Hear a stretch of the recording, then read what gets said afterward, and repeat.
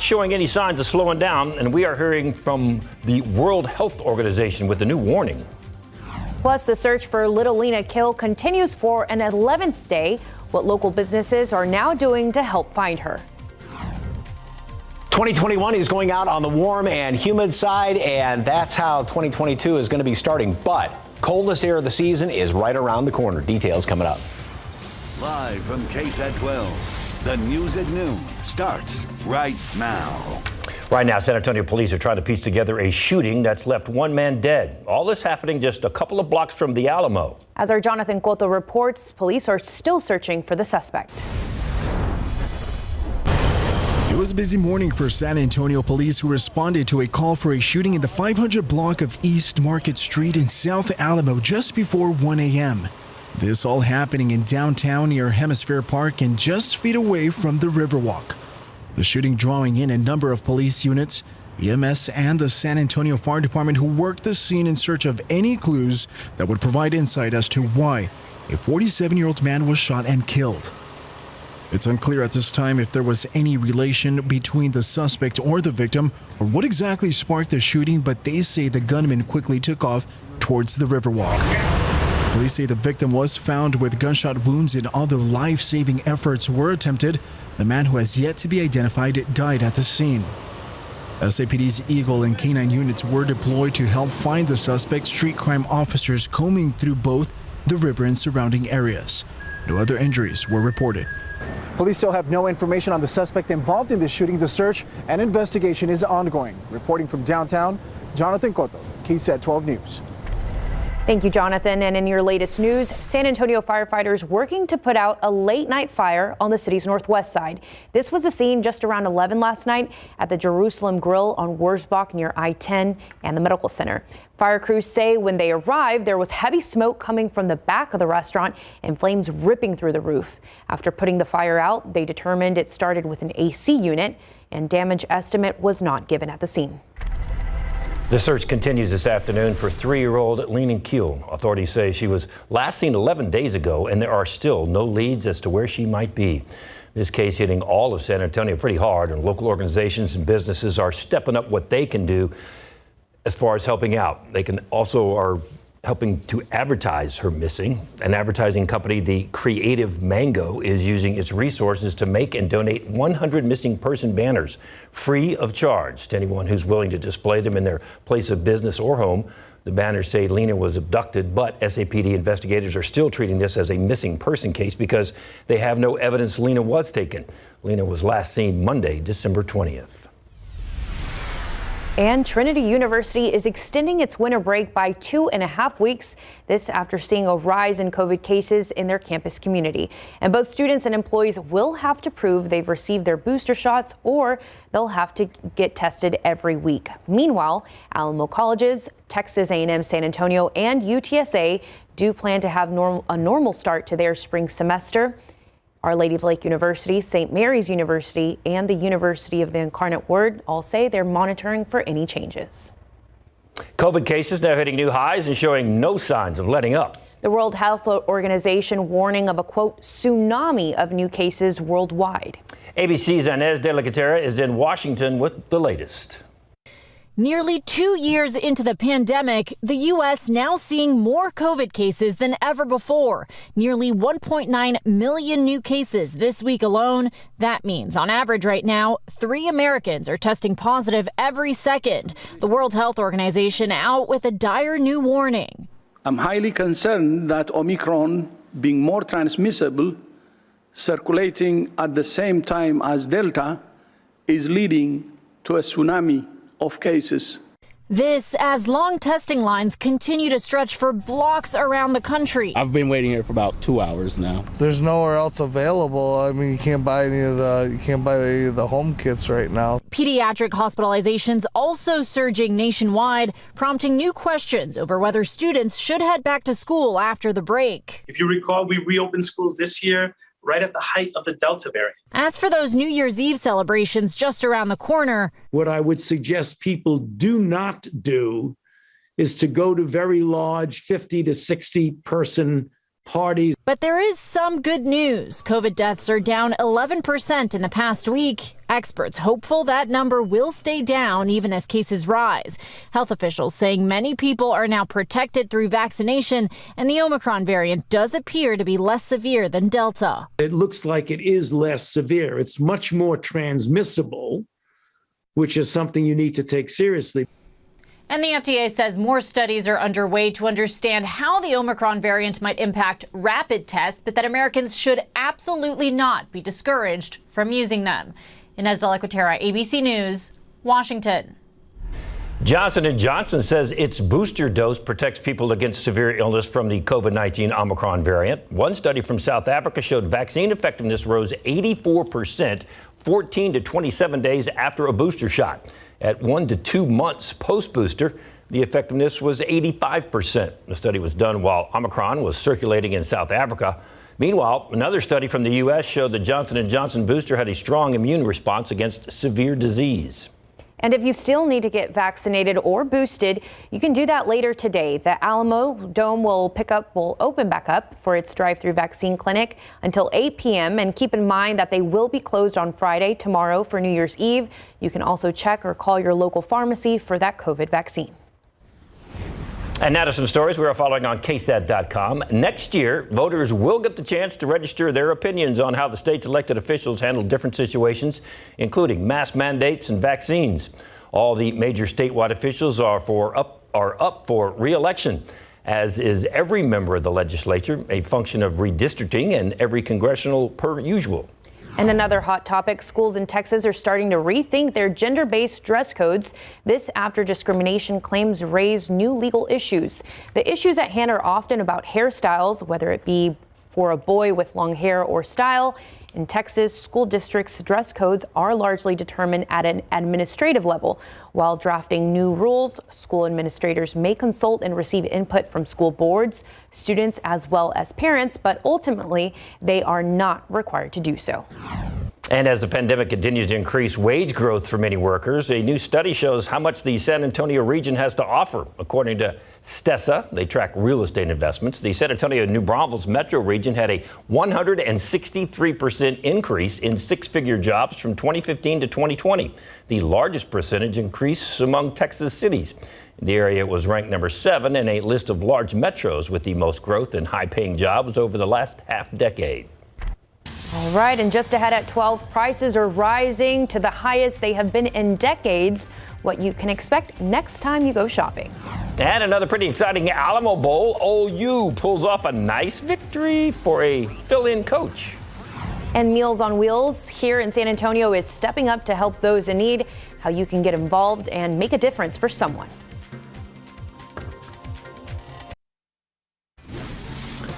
With 2022 just right around the corner, many are thinking about positive ways to start out the new year, including giving back and volunteering. Meals on Wheels San Antonio is one of the organizations that's looking for volunteers right now as they get ready to hold one of the biggest delivery events in January to help seniors. Tiffany Huertas has more on how people can get involved. A lot of times I deliver the meals, but I also spend some few minutes with them. For about a year and a half, Alex Solis has been volunteering at Meals on Wheels San Antonio, delivering meals to about 30 seniors. It's not only providing meals for the senior citizens, but also the social interaction, because that's one of the things that I find with people is that they crave that, right? And so a lot of times I deliver the meals, but I also spend some few minutes with them. It takes a lot of staff and volunteers to reach all the seniors who need help in our community. We're serving about 400, 500 people in San Antonio, Bexar County, and the surrounding areas. This new year, the nonprofit needs your help. Next month, they need volunteers to help deliver kits to seniors in preparation for severe weather. The volunteers on our Winter Storm event day, it actually will be very similar to our regular meal pickup. You won't have to get out of your car until you are going to deliver the meal to somebody's door. Meals on Wheels San Antonio will be delivering 4,500 of these Winter Storm kits. That includes different non-perishable food items. We will be also distributing water and whatever other necessities we can to get people through the season. So maybe hand warmers, blankets, things like that. This new year, you can change someone's life. It's just fulfilling, because I always think about my parents, right? And so I always want somebody to be able to help them when they need that. And so I like doing the same thing. Tiffany Huertas, KSAT 12 News. So if you're into resolutions, that would be a good one. Absolutely. More volunteer hours. And just helping others. And short sleeves and shorts and flip-flops, apparently. Well, this morning when I was walking out to my car, it did feel a little cooler. Yeah, it was a little cooler. We had some dry air come in yesterday afternoon, so that allowed temperatures to at least get down into the 50s. A little cooler, but I mean, still 15 above normal. And now we're, I mean, very, very warm already. And speaking of things that have been going up, the allergens, specifically mountain cedar, went up from yesterday's reading. Yesterday was very, very high, about 15,000. Now we're at 16,270. And that doesn't even come into play with any sort of big fronts. We have a big front coming through this weekend. Up until then, warm and humid. That's how we're ringing out 2021, ringing in 22. But shorts and flip-flops going to give way to heavy coats. Details on that coming up in a couple of minutes.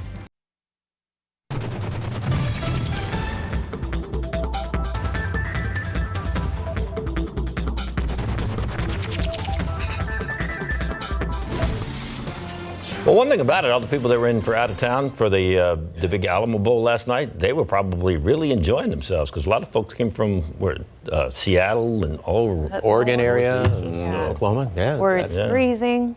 Yeah, and here we're sweating. Cold. We had to drive through downtown yesterday to run a couple of errands, and there were lots of folks that were walking around in shorts and T-shirts and everything like that. So before we get to the forecast, though, I got to take another opportunity. This was 2 days ago. Was my mom's birthday. I got to say happy birthday to my mom. Turned 95. What's your mom's name? Ruth Anna. Ruth Anna. Yes. Happy birthday, Miss Ruth Anna. So she's 95. My dad is 94. So happy birthday, Mom. And Sweet. yes, I sent my mother flowers on her birthday and called her. So such a gentleman. They're still doing pretty. I mean, for mid-90s, they're still clipping along pretty good. So, all right, it is a beautiful day. It has warmed up very, very quickly, and visibility-wise, we had a lot of fog this morning. Still have some stubborn fog down here to the southeast. We're going to be dealing with that again tomorrow morning. Fog and some mist because, of course, the humidity has come back into the picture. So we are already up to 78 degrees. I had said 80 for a high temperature today. That's going to be maybe pushing things a little bit more. But with the extra moisture in the atmosphere, it doesn't heat up quite as easily. So, yes, we will gain another couple of degrees, 2-3 degrees or so. The record today is 83. So, obviously, that is going to be close. We hit the record yesterday of 85 degrees. Right now, dew points have gone up into the mid and upper 60s. Now, we started off, again, very humid yesterday. Dry air came in.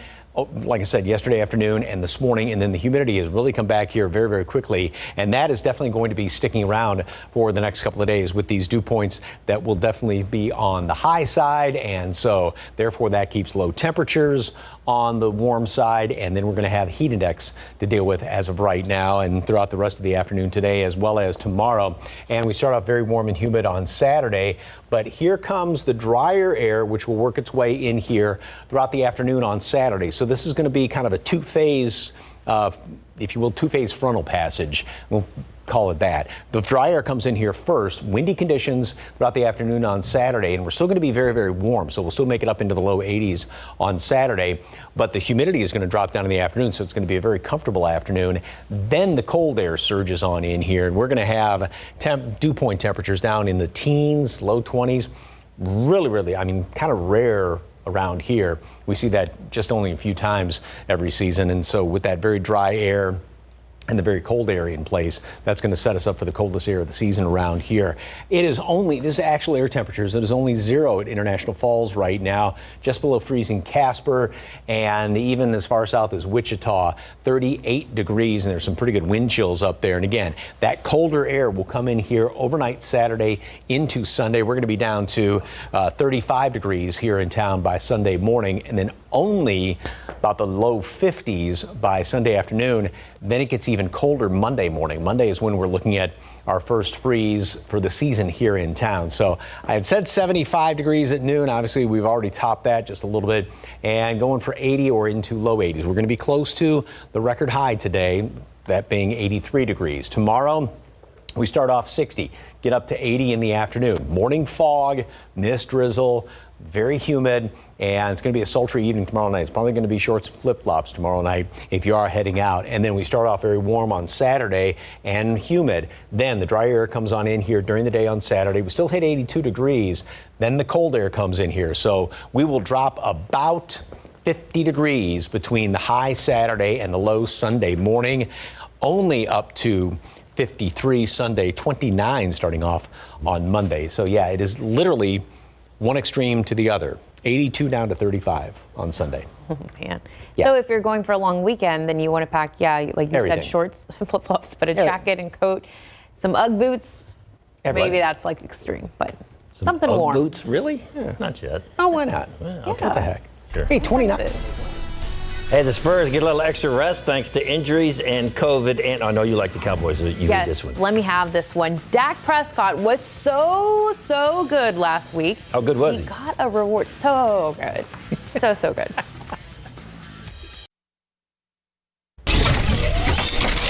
Bob Stoops back on the sidelines, coaching OU in the Alamo Bowl since Lincoln Riley took off for USC. Taking on the Ducks last night. OU dominated in the first half. Late in the second quarter, Kennedy Brooks gets the corner, showing off some speed. 30-yard touchdown. 30-3 Sooners. He had 142 yards rushing, 3 TDs. Third quarter, Caleb Williams back to pass. Eric Gray is standing right over there near the goal line, crosses the goal line. Williams, 3 TD passes. The Ducks try to get back into it in the fourth quarter. Anthony Brown is going to go up top for the end zone, and Troy Franklin is there. Woo, got that foot down. That's a 30-yard TD, but still not enough. OU holds on to win the Alamo Bowl, 47-32. Hey, kind of a surprise, but in this day and time, maybe not so. The NBA postponed the Heat Spurs game last night thanks to COVID and injuries. It wasn't the Spurs, it was Miami. They didn't have healthy guys to play. The league says you have to have 8. They only had 7 available last night. That was the 10th NBA game postponed this season. The Spurs say ticket and parking passes for game will be valid for the rescheduled game, which will be announced at a later date. At the Spurs shoot-around, they were getting ready to play yesterday morning, but even then, they knew something like this could happen. We went through film this morning and saw they had a lot of guys out for sure. Even some guys that played last night aren't in their rotation anymore today due to the protocol. But, I mean, there's kind of just how the year has been so far. You don't know it could be even different tonight when we get to the arena. So we just got to continue to focus on the game plan, control what we can control. Yeah, it's kind of the way it's been in the last just couple of days for Miami. They hosted Washington the night before with 8 guys and won the game, but it was all different yesterday after 3 tested. More players entered the NBA's COVID health safety protocols, with Gabe Vincent, P.J. Tucker, and Zylan Cheatham joining the 3 teammates who were already on the list. You add in 6 injured players and 2 COVID-19 replacement players, and Miami was still left with just 7 guys, one short of the league minimum. Miami dealing with a serious COVID outbreak. You're trying to keep everybody healthy, keep everybody safe. You're trying to manage the unpredictable every single day. If anything, I think we're just that part of it has been normalized. The unpredictability of every single day, you just have to accept that that's what it's going to be like, for a while. And the whole league is adjusting to it. And here's something else that is strange. Cheatham and Tucker will be quarantining here in San Antonio after receiving their test results yesterday morning. All right, the Spurs will play at the Grizzlies on Friday night, the start of a 7-game road trip. Hopefully, DeJounte Murray, who's in the protocol, will be able to come back at some point during that road trip, hopefully early next week. We'll see. Pro football coverage, powered by Davis Law Firm. Dallas Cowboy quarterback Dak Prescott was named NFC Offensive Player of the Week. He passed for 330 yards, 4 touchdowns in the boys' 56-14 blowout win versus Washington last Sunday. Meanwhile, Cowboys rookie linebacker Michael Parsons, a.k.a. the Lion, gave cornerback Trevon Diggs a nickname. Diggs led the NFL with 11 interceptions. Trey came over and I said, and he's mentioning things. I was like, nah, Trey, you an eagle, bro. You in a league of your own. And he's like, eagle? I was like, yeah, eagles only fly with other eagles. No other bird could reach their altitude. And, so Trey's the eagle and I'm the lion. So he owns the air and I own the ground, and that's all we got to do. The lion and the eagle. Winners of 2 straight for the first time in this season. The Texans will next play the 49ers. Rookie quarterback Davis Mills says the atmosphere there around that team a whole lot better these days. Obviously, winning's a lot better than losing. So I guess there's just a morale in the locker room that everyone's excited to keep this win streak alive, keep going and attacking each week with that relentless attitude. All right, in the next half hour, riots, major lawsuits, and making history in space. Those are just some of the things that happened this year. We're taking a look back at this year's biggest stories. Plus, we are hearing what one of Maxwell's victims has to say after the socialite was found guilty.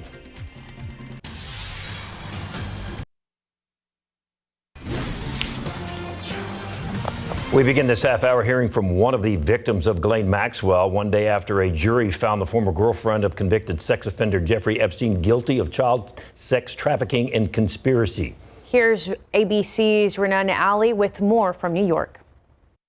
For Annie Farmer, Ghislaine Maxwell's guilty verdict has unlocked nearly 2 decades of emotion. I wasn't sure that this day would ever come. After trying to sound the alarm 20 years ago about the abuse she suffered as a 16-year-old at the hands of Ghislaine Maxwell and her boyfriend Jeffrey Epstein. Farmer's testimony was instrumental in the jury finding Maxwell guilty on 5 of 6 counts related to the sex trafficking of minors. A unanimous jury has found Ghislaine Maxwell guilty of one of the worst crimes imaginable, facilitating and participating in the sexual abuse of children. Epstein and Maxwell traveled in circles with the wealthy and powerful, living lavish lifestyles of their own. But trial testimony revealed that lifestyle included a dark side. Prosecutors labeled Maxwell a serial predator who helped Epstein sexually abuse underage girls between 1994 and 2004. I just feel so grateful that the jury believed us and sent a strong message that perpetrators of sexual abuse and exploitation will be held accountable no matter how much power and privilege that they have. Maxwell's defense team claiming she's been turned into a scapegoat after Epstein died by suicide, her family standing by her side, saying, "We have already started the appeal and we believe that she will ultimately be vindicated." For the victims, Maxwell's conviction ends decades of waiting for justice. We're certainly hoping for the maximum possible. Again, we want this to send a strong message that perpetrators of this type of abuse will be held accountable. A huge fall from grace for Maxwell, who once ran in the circles of presidents and princes, being led away by U.S. Marshals, now facing up to 65 years in prison. Rhiannon Alley, ABC News, New York. And in the Dallas suburb of Garland police now identifying the 14-year-old accused of killing 3 teens at a convenience store this week. Police say they're looking for this man, 14-year-old Abel Elias Acosta. He's believed to be the son of 33-year-old Richard Acosta, who police say was the getaway driver from Sunday's shooting. Garland police say the shooting was targeted towards one of the victims who had a previous run-in with the shooter. The other 2 people caught in crossfire were innocent bystanders. There are also new developments from that shooting rampage in Denver, Colorado. Investigators say the man accused of killing 5 people is believed to have written fictional books self-published online that names some of his real-life victims and describes similar attacks. Police say the writings are part of the investigation into what led Lyndon James McLeod to carry out Monday's shootings. Officers also say McLeod knew most of the people he allegedly shot at through either business or personal relationships. And authorities say a sheriff's deputy shot and killed a Malayan tiger that grabbed the arm of a man who was either feeding or petting the animal near its enclosure at a Florida zoo. The Collier County Sheriff's Office says the man was seriously injured yesterday evening when he entered an unauthorized area. We're told the man works for a third-party cleaning service. The zoo will remain closed today. And 2021 drawing to an end. This year, we can't forget, started with political turmoil. We also saw record-breaking weather events, and 2021 was bookended with alarming surges of COVID. Let's take a look back. We're going to walk down to the Capitol. Chaos and lawlessness striking at the heart of American democracy. A mob, domestic terrorists incited by the president, stormed the U.S. Capitol. We love you. You're very special. I, Joseph Robinette Biden Jr., do solemnly swear I will be a president for all Americans. I, Kamala Devi Harris, do solemnly swear. Stepping into history as our nation's first female vice president. The U.S. is entering 2021 with peak COVID numbers. We're stretched so thin. 500,000 deaths, just a stunning figure. Today's authorization expands the availability of vaccines, one of our best tools for preventing COVID-19. Many states continuing to ease restrictions. With more and more people getting vaccinated each day, we are starting to turn a corner. 100 million Americans now fully vaccinated. Gun violence surging across the country. Our children are getting shot. Deadly shooting rampage in the Atlanta area. 3 different spas, 8 people killed. A deadly rampage in a grocery store in Boulder, Colorado, leaving 10 people dead. 9 people were killed when a gunman opened fire in a transit yard in San Jose. We get up safe in the belief that when we go to work, we would come home. That did not happen. Deadly school shooting at a high school in Oxford, Michigan. A 4th student has now died. This is unimaginable. Nearly year-long calls for justice for George Floyd did not go unanswered. Derek Chauvin, guilty, guilty, guilty. I shot him! Oh my God! Kim Potter found guilty in the death of Dante Wright. 3 white men found guilty of felony murder in the death of Ahmaud Arbery, all now facing life in prison. He will now rest in peace. We, the jury, find the defendant, Kyle H. Rittenhouse, not guilty. Cleared of all charges in the shootings of 3 people during a protest last year over the police shooting of Jacob Blake. New York's Governor Andrew Cuomo will resign amid this sexual harassment scandal. He was coming on to me. He is a danger. I've never crossed the line with anyone. 12-story apartment building partially collapsing outside Miami Beach. Desperate to find survivors. 98 lives lost. It's time to end America's longest war. The Taliban seizing control of more key cities in Afghanistan as they advance at bewildering speed. Mayhem in Kabul. The airport's overrun. The deadliest attack on U.S. forces in Afghanistan in a decade, marking the end of America's longest war. Thousands of diplomats, activists, and world leaders bringing the global climate crisis to the center stage. We are drowning. The world has warmed more in the last 29 years than in the past 110 years. Arctic air, power grids failing, and millions left to cope with the bitter cold. Texas getting pummeled with snow. It's like a walk-in freezer. People freezing to death inside their homes. Dangerous heat waves hitting both coasts. It feels like Armageddon. Record-shattering temperatures in the Pacific Northwest now blamed for dozens of deaths. It's like you're on fire. Nearly 2/3 of the West is an exceptional or extreme drought. Wildfires across the West exploding in size. Burning more than twice the acreage of last year's record fire season. My home is a pile of ash. Catastrophic floods ravaged Middle Tennessee. Houses are washed away, knocked off foundations, just totally gone. Hurricane Ida ripping through Louisiana. Winds reaching 150 miles an hour, torrential rains, and a life-threatening storm surge. The rain just kept coming and wouldn't stop coming. The rain wouldn't stop.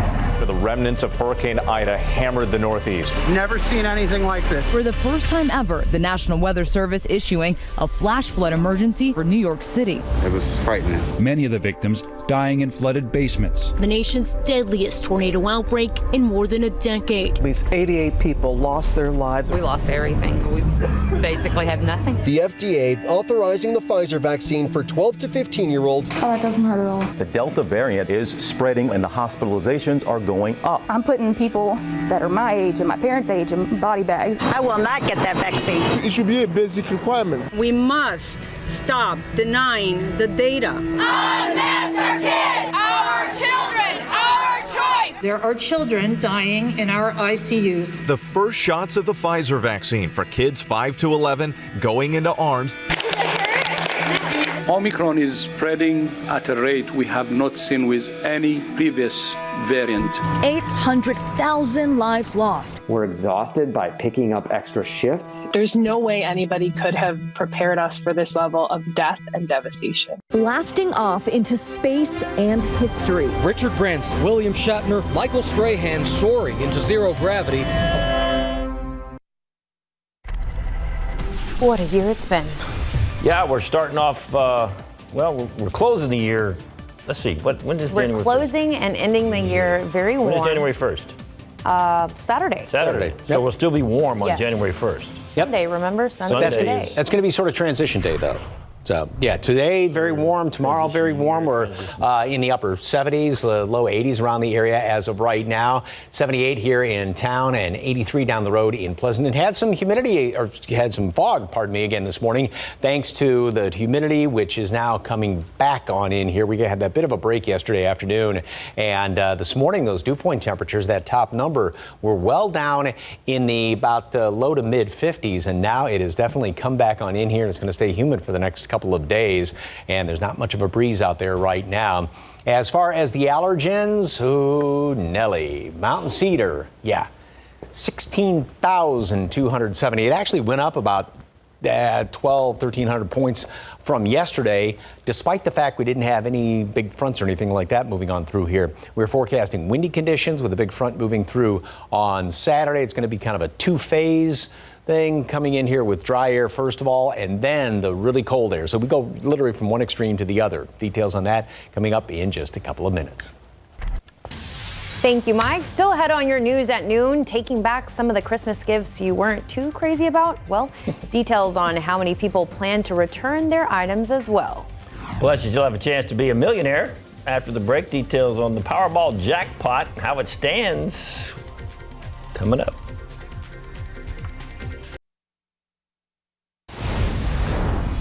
In your consumer news, there is no winner for last night's Powerball drawing, so that means you still have a chance to win a whopping $483 million. Last night's was the final Powerball drawing of the year. The numbers were 2, 6, 9, 33, 39, and the Powerball was 11, so 2022 may be your year. The next drawing is Saturday on New Year's Day. What a way to start the year, huh? $483 million? That would be a good way to start 2022. But here we are. If you've returned or are planning to return a holiday gift this year, you or we aren't alone. A major returns processor says 2 out of the 3 shoppers are likely to return at least one present. In total, more than $120 billion worth of goods are expected to be returned now through the end of January, but all these returnings are costing retailers. It's estimated that stores will spend 59% more this year than last year on return gifts. The increase in cost is likely due to supply chain issues, higher transportation costs, and discount losses. And finally, the latest food price index from the United Nations says global food prices are at the highest level in a decade. Experts worry continued disruptions from the pandemic, like labor shortages, high costs for shipping, and fertilizer, could make things worse. And there could soon be pain at the pump. While prices have fallen recently, a new Gas Buddy forecast predicts prices may climb to nearly $4 a gallon nationwide by Memorial Day. Prices for electronics, clothes, and furniture could also jump next year. So did you take anything back this year? I did. Uh-oh. Because I had found better deals on the similar gifts. Wow. So now I had to go return and So you return, you don't re-gift? Yeah, I just return it. Yeah. Okay. You? Yeah, I didn't take anything back. Well, that's good. All right. 80 degrees already. Anybody ever re-gifted? Oh, yeah. I mean, that's so bad. Oh, yeah. It's like it's an everyday occurrence for us. So, jumping ahead to ringing out the old, ringing in the new. Warm and humid, 81 degrees for high temperatures tomorrow, 82 on Saturday. Both of those numbers are going to be close to their respective record high temperatures, as is the case today. And yeah, one thing nice though, on Saturday, it's going to start off humid, then the humidity is going to drop down. Very windy conditions, then the cold air comes in. So we are going to literally see the bottom drop out by Sunday morning, and then even colder. Details coming up in just a couple of minutes.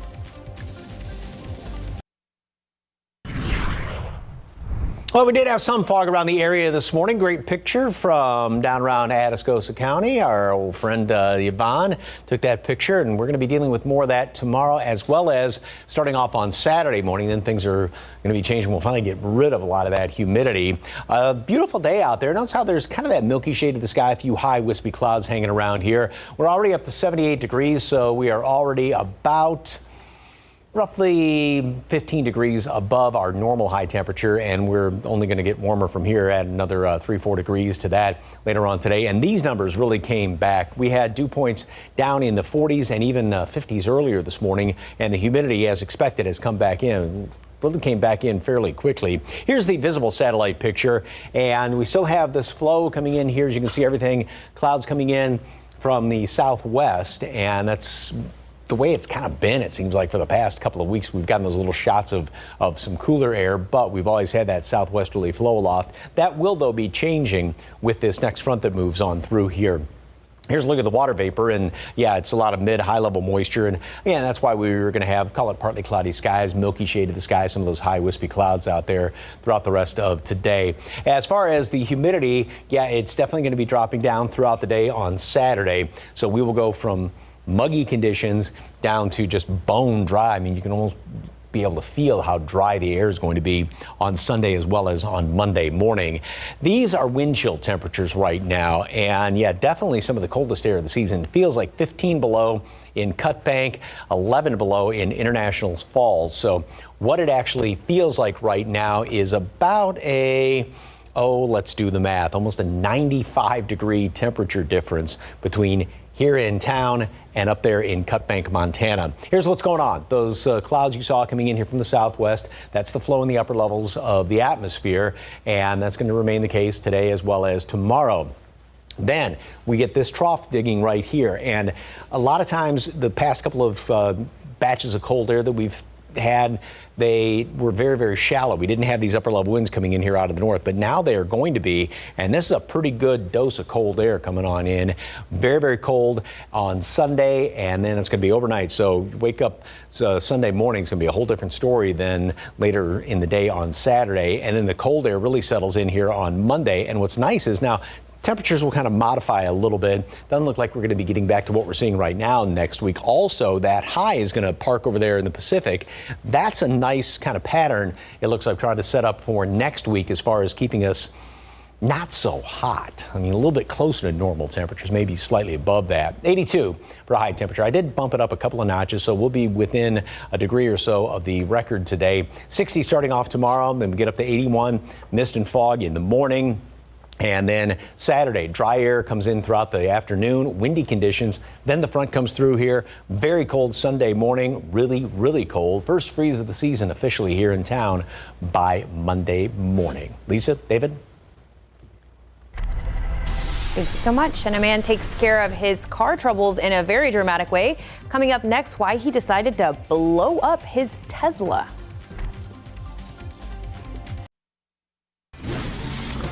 Most of us have had car troubles at some point, so we just take it to a shop to get it fixed, or you do a little DIY. So what could make this driver here mad enough to blow up his own Tesla? CNN's Jeannie Moose has the story. Ever get so mad at repair bills that you wanted to blow up your car? Me neither. But this Finnish guy was beyond finished with his 2013 Tesla Model S after he says he got an estimate of over $22,000 to replace his battery. Tomas Katainen was asked which would be better, a working Tesla or 66 pounds of dynamite exploding.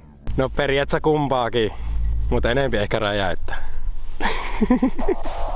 Tomas went to the Bomb Dudes, in Finnish, Pomajatkit, a YouTube channel known for blowing things up.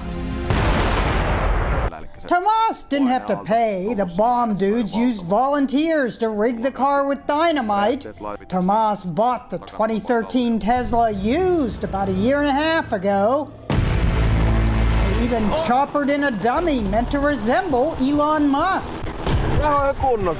To take that final ride, Tomas got to push the button.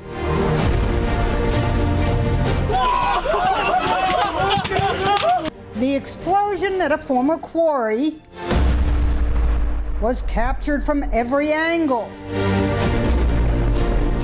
The video exploded on the internet, with one poster asking Elon Musk, "Could you get him a new one, please?" CNN asked Tesla for comment, but got no response. This isn't the first Tesla to be blasted.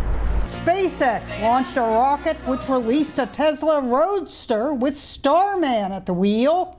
They're still orbiting the sun, made on Earth by humans, while this Tesla was exploded on Earth by humans. Nemos.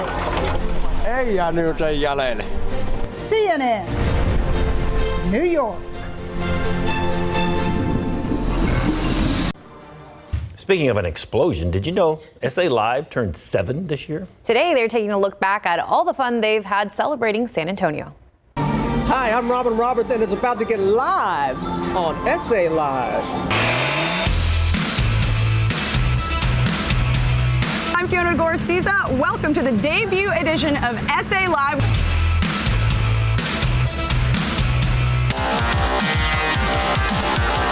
You ready, Fiona? I'm ready! From Market Square in downtown San Antonio. I know what you've been waiting for.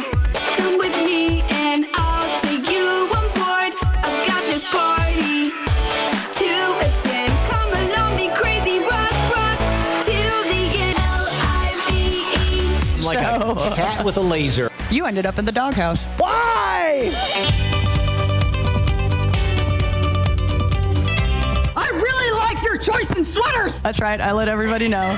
You're wonderful to work with. Golf clap. Yay. You are my silver fox. God, don't these two ever shut up? The time of our lives is happening before our eyes. Uncontrollable laugh. You know me, you know I sweat. I'll save you. I'm Wonder Woman. I'm Wonder Woman. Run into the sun.